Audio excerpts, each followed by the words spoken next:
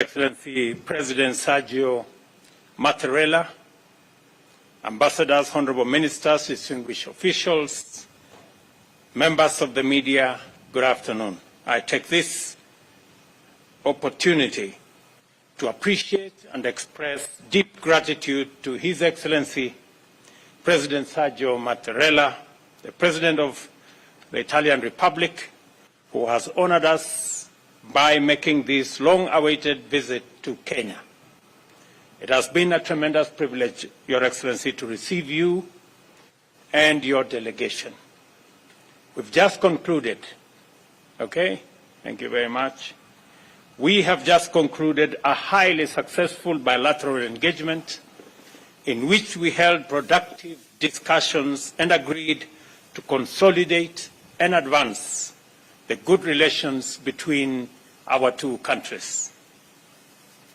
Our two countries established diplomatic relations in 1964, and Italy has been a valued partner to the Republic of Kenya in political, economic, social, defense, and security cooperation. In our deliberations, the President and I agreed to deepen and expand these relations for the benefit of the people of our two countries. Our meeting provided us with the opportunity to discuss at great length modalities of enhancing trade and investment between Kenya and Italy. I am delighted to announce that the President of Italy, President Mattarella, and I witnessed the signing of two agreements, two MOUs, and a joint declaration to provide a framework for advancement of bilateral cooperation in different fields. We have signed an MOU through which our two countries shall cooperate in the fields of health towards the realization of universal health coverage and improved pharmaceutical production. We have also signed an MOU on bilateral consultations that will be established and set guidelines for the conduct of political consultations at the respective ministries of foreign affairs.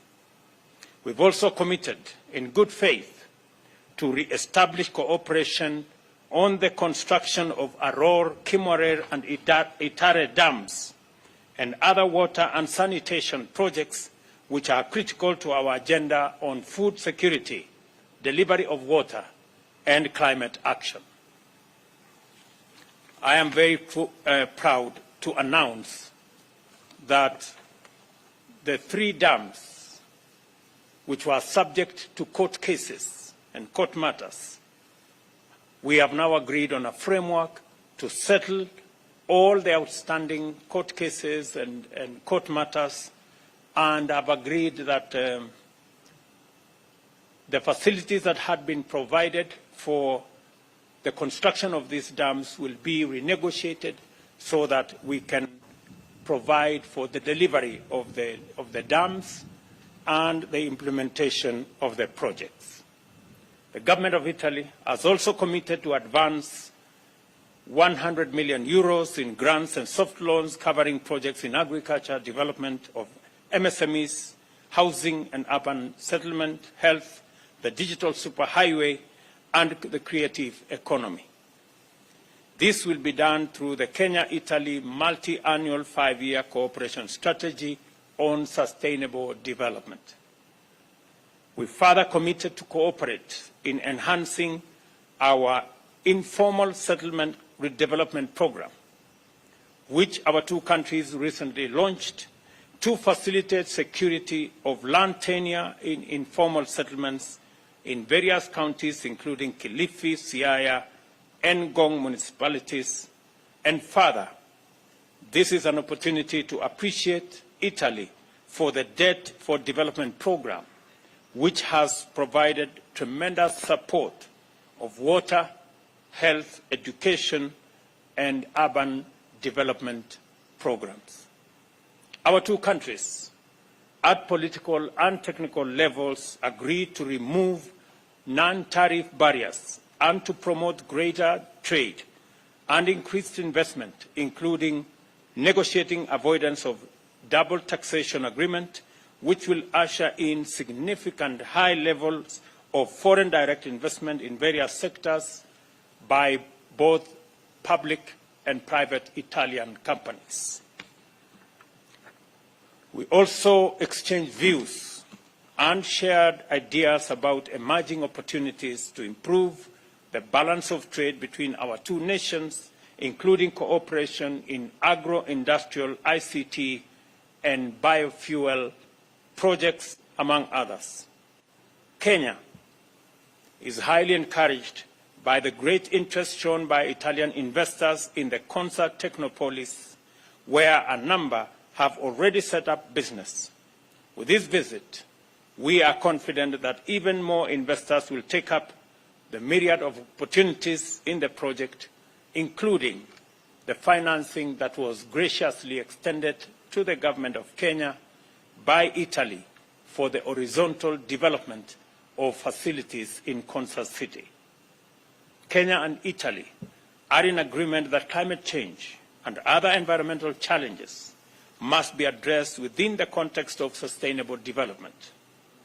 As a result, our meeting provided us an opportunity to explore the possibility of a stronger collective voice in pursuit of common regional and global priorities, especially through increased support for green, sustainable energy policies. Kenya will use this understanding to seek partnership and investments with Italian firms, especially in the geothermal space, and later this month, there will be a conference that will profile opportunities in the green energy space between Kenyan and Italian companies. For Kenya and the world, especially countries in the global south, to successfully surmount the global crisis of climate emergency, the biodiversity loss and pollution, more and better financing is indispensable. We have therefore initiated the overdue conversation about the need to reimagine and reform the international financial system to make it responsive, climate sensitive, and fit for purpose.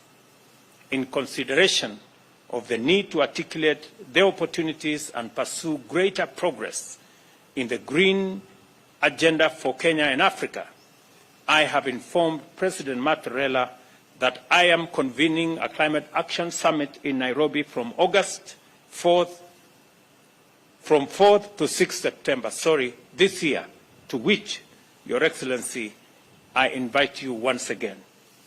I have assured the President of Kenya's strong position as a regional hub for investment, commerce, and other services, and the most attractive gateway to the East African COMESA and Africa Continental Free Trade Area markets. I therefore encourage Italian businesses to take full advantage of our position to grow their local, regional, and continental footprints. In our meeting, President Mattarella and I also had the opportunity to discuss issues of regional and international significance. We pledged to work together in securing a peaceful future for parts of our respective continents affected by conflict and instability. Kenya appreciates Italy's pledge to support our efforts to restore regional peace and security, including in the Horn of Africa, the efforts we are making in our sister country in Ethiopia, in South Sudan, and in DRC, not to forget the combined efforts we have in Somalia. Additionally, we agreed to collaborate bilaterally at the United Nations and other multilateral forums on the basis of convergence of values, principles, and positions to promote peace and security, promote trade, health, climate action, and the elimination of hunger and malnutrition. Our meeting also considered the initiation of the bilateral cooperation in such vital sectors as the art, culture, science, and technology.